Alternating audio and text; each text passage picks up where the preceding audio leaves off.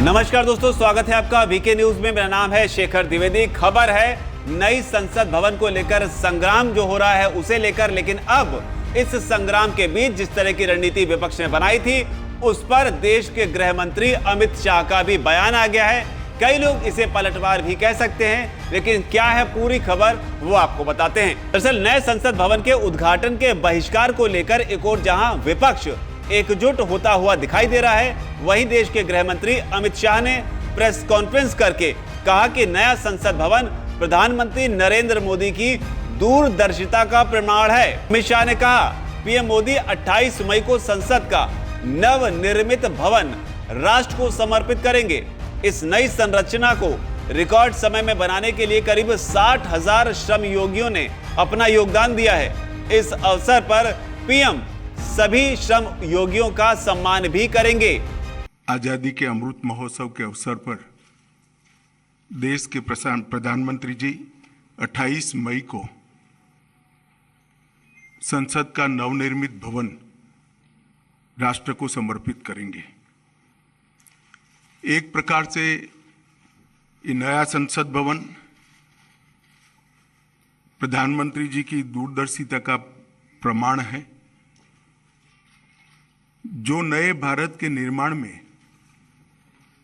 हमारी सांस्कृतिक विरासत, परंपरा और सभ्यता को आधुनिकता से जोड़ने का एक सुंदर प्रयास है। इस नई संरचना को रिकॉर्ड समय में बनाने के लिए करीब 60,000 के आसपास श्रम योगियों ने अपना योगदान दिया है।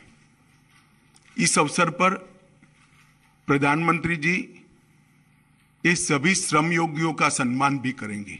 इसके अलावा अमित शाह ने कहा कि उद्घाटन समारोह में एक ऐतिहासिक परंपरा पुनर्जीवित होगी, जिसके पीछे युगों से जुड़ी परंपरा है। इसे तमिल में सेंगोल कहा जाता है, जिसका सीधा मतलब संपदा से संपन्न। अमित शाह ने कहा कि 14 अगस्त 1947 को एक अनोखी घटना हुई थी। इसके 75 साल बाद आज देश के अधिकांश नागरिकों को इसकी जानकारी नहीं है। सेंगोल ने हमारे इतिहास में एक अहम भूमिका निभाई थी। ये सेंगोल सत्ता के हस्तांतरण का प्रतीक बना था।